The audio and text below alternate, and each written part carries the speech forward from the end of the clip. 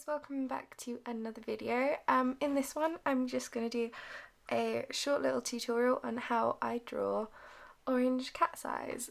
If you have seen either of my two recent commissions of the grey Persians, both of those had really bright orange eyes, and I asked if anyone wanted a tutorial and there were a few people who said yes, so I thought I would get that one done. So I have a few pencils here which I obviously will go over, and yeah.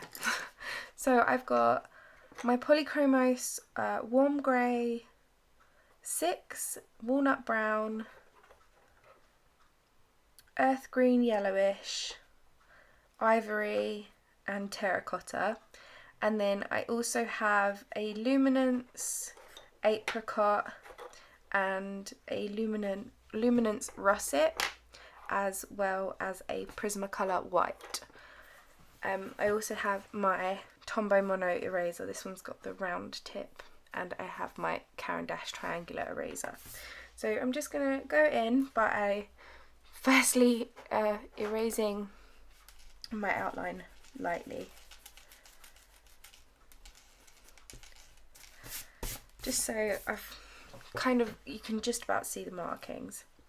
I'm then going to take my Warm Grey 6 and I'm going to outline all of the dark parts that I can see in my reference. I apologise if you can hear the dogs in the background, they have decided to start playing. The eye in this reference is slightly rounder than you would usually find in cat's eyes. Usually they are more elongated and slightly more almond shaped. But in Persians and sort of Sphinx cats, anything like that, the eyes tend to be much more round in comparison. So once I've done this and I've got my rough outline, I'm then going to put in the eyelid, just where I can see in the reference, and it follows up, just about touches there and then comes out.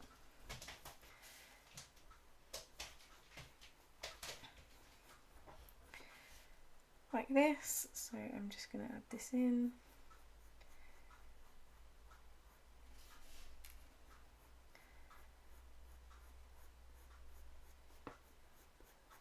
Just want to be nice and light, you don't want to press too hard. Then, still with my warm grey, I'm going to go in and put my pupil in, missing out the highlight that I have down.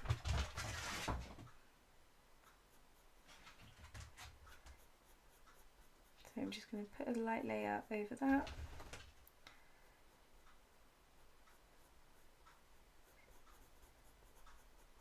When you do the pupil in cat's eyes, it's important to keep looking back at your reference, because some pupils will be more elliptical like this when they are narrowed, but when they are very dilated they can blow out of the sides and look much more like a circle. But you just want to pay really close attention to your reference, because they are obviously elliptical pupils like this, so you want to kind of make sure they are the right shape. So I'm just going to put this in and I'm going to lightly shade over the top eyelid.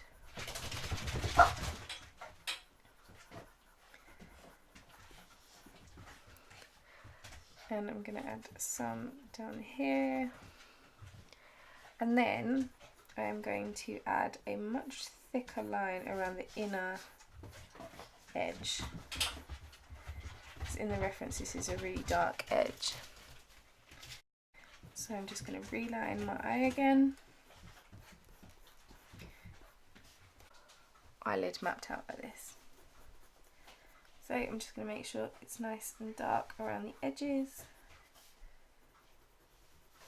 And then I'm going to go in with my first colour, which is my Prismacolor White, and I'm going to press fairly hard and indent the paper slightly with this white highlight, and again with the one that's over the pupil, and then much lighter on the other side, the second highlight. Once I've done the white Prismacolor, I'm going to go in with my Polychromos Ivory. I'm going to use small circles to just get a nice even cover on. Adding down the cream gives us a nice base to work on and build up our colours. The paper I'm using today will be in a video tomorrow, which will be a First Impressions Friday, and it is the Saunders Waterford hot press paper, which if you saw a couple of weeks ago I did another review on it, but this is the smoother surface than the other one, so I will be reviewing and letting you know what I think of that. So I'm just going to use my small circles just to make sure I've got a nice even cover all over the eyeball.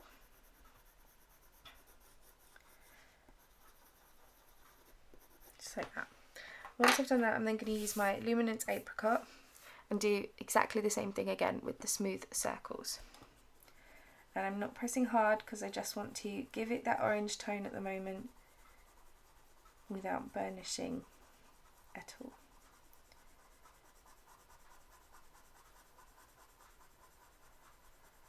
So you just want to keep your hand nice and light, don't press too hard, and just cover up the whole area.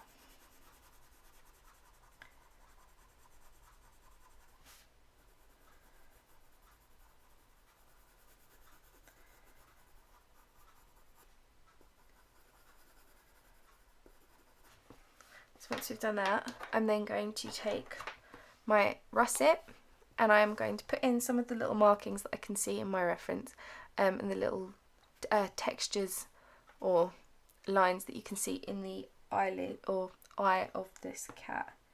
So I'm just going to go in, I'm not pressing hard, I just want to have those markings where I can see them and map them out, because I will be going over these in a few different colours. So just adding them in is a good place to start.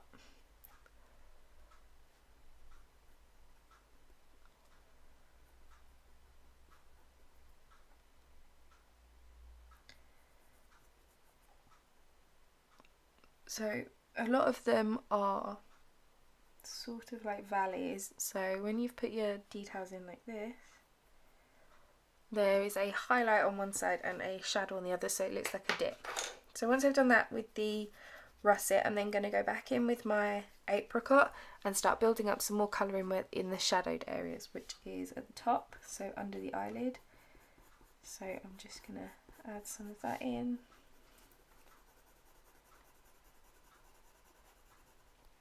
I'm looking back at my reference, finding the shadowed areas and then filling that colour in.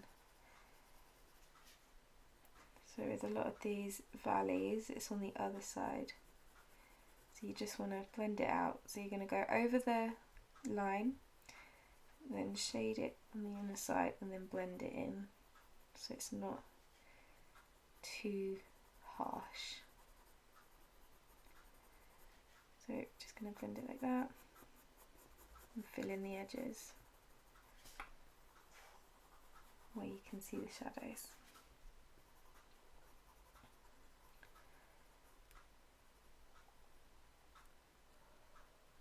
So this one, the shadow's on the inner side.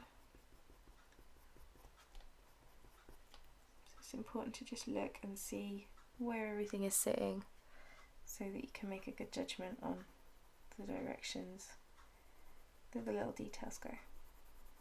So we're just going to fill those in. Once you've built up some of the shadowed areas, we're then going to do lightly over the whole eye again.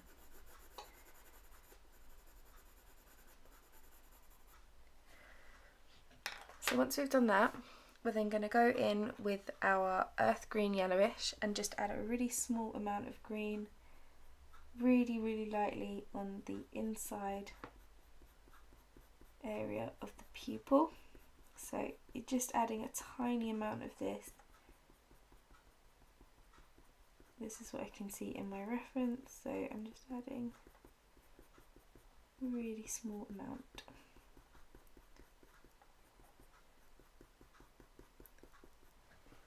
Just like that.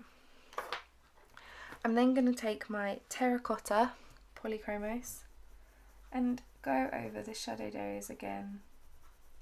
Basically the same as what I did with the last layer of apricot. I'm just using the terracotta because it's a slightly darker colour.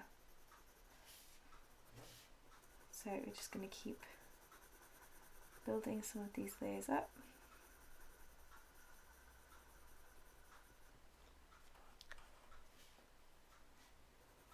Looking back at my reference and finding any shadowed areas that aren't exact enough to need the detailed line at the beginning, but to keep those markings in there. So we're just going to keep adding those in.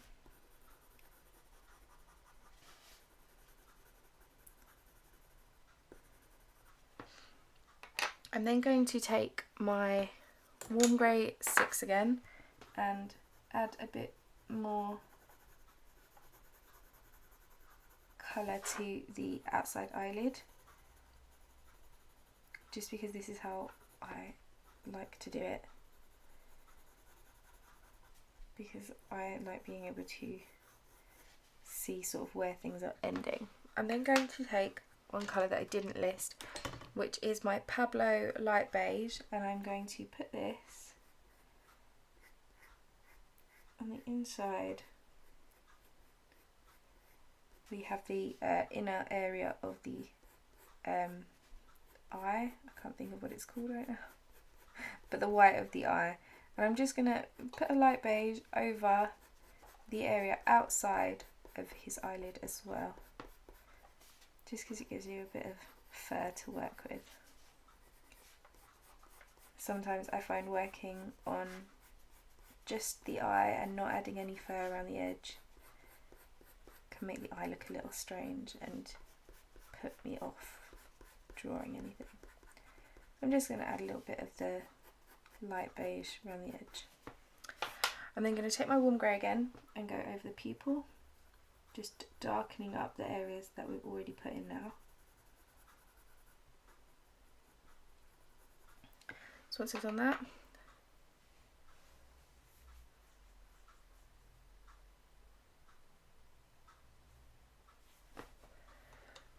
I'm then going to use another colour which I didn't list, which is the burnt ochre luminance.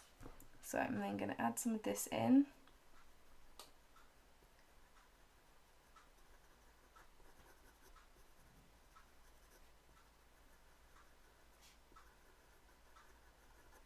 And I'm going to add this to the shadow as well.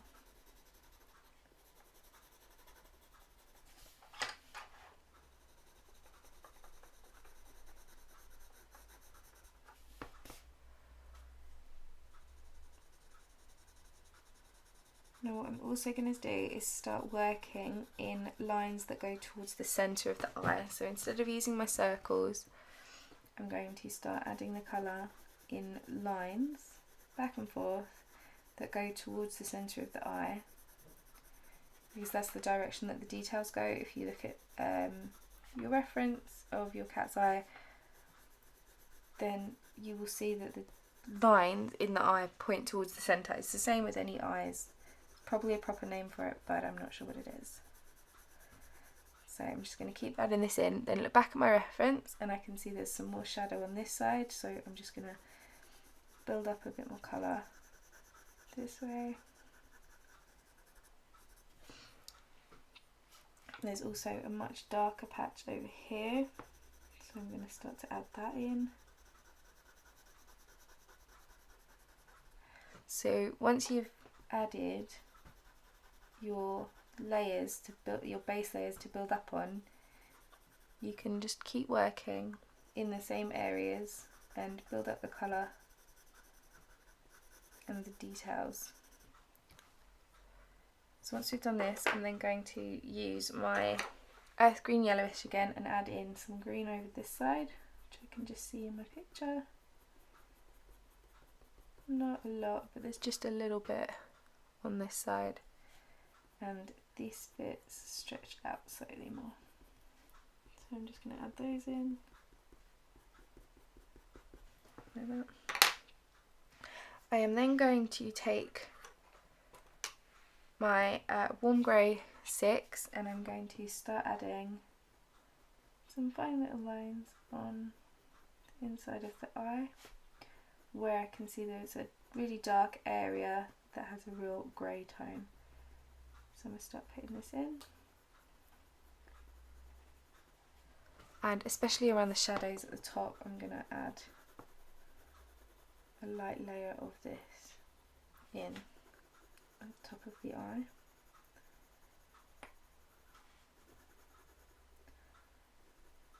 Now once I've done that, I'm going to look back, and then this area around here is blended. There's not a straight line between the eyelid and the actual eyeball. So I'm going to just use slight flicking motions, the way you draw a really short fur, to blend those two together.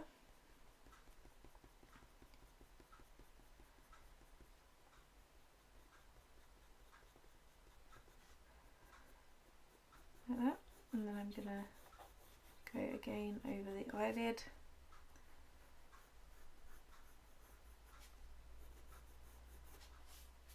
And then I'm going to just do that around the area where I can see shadows.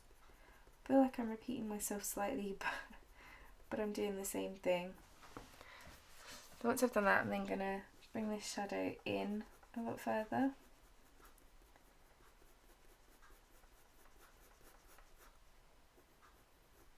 Reline my eye.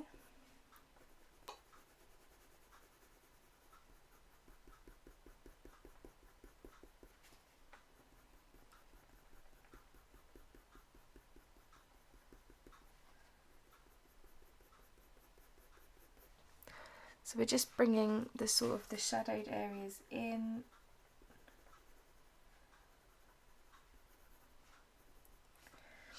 And I'm then going to take my terracotta again and go over any areas which I think look too light.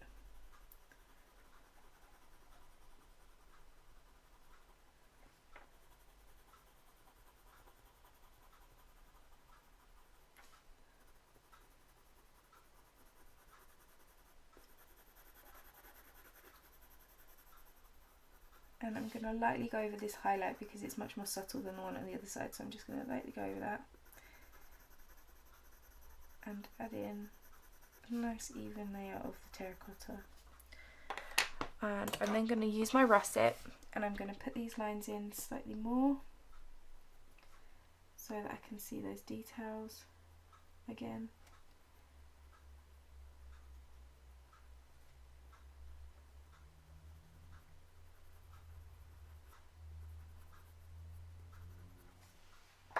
I'm then going to use my walnut brown and I'm going to go over them with a really light touch of the walnut brown.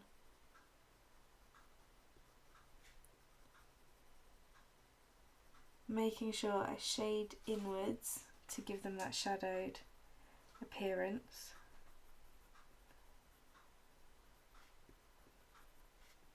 But next I'm going to use my apricot and put this over any areas where I want there to be a highlight because it's a nice pale colour. I'm just going to use small circles again, build up the colour in the highlighted areas so that when I put the white down it will bring them all out a bit more. I'm then going to do one final layer of my walnut brown, just being nice and light. Bring that shadow down a little more, especially on the bottom edge.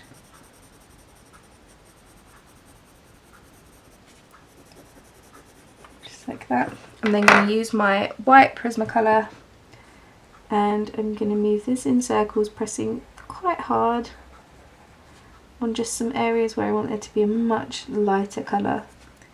Now make sure you are happy with how you've laid down your colours when you put the white down, because the white will build up a really thick layer of wax which will make it really hard to layer on top of.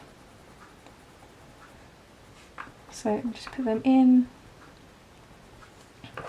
Then I'm going to use my warm grey 6 just to darken up the pupil, redefine the outside of the eye.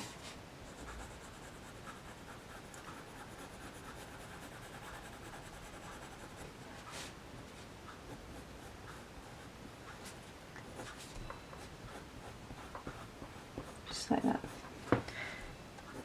Now one thing you can do, which this is where I would leave it, but one thing you can do if you sort of aren't particularly happy with the way you've blended it is use a little bit of a solvent blender, which I use Zest It if I'm going to do it this way, but also you can use odorless minimal spirits like the Mona Lisa, or I think De La Rowney do one, and I think possibly Winsor & Newton do one as well. But I put a little bit of Zest It into one of these brush pens and I use it that way. So I'm just going to outline the eye and you just blend in there like this. I don't squeeze the pen. I know some people squeeze the pen to get more liquid out, but that's mainly for painting. So I just go over, back and forth, the same directions that I want the lines to be in the eye. And I'm just going to lightly blend this together like this. I would leave it without, personally that's how I'm working at the moment.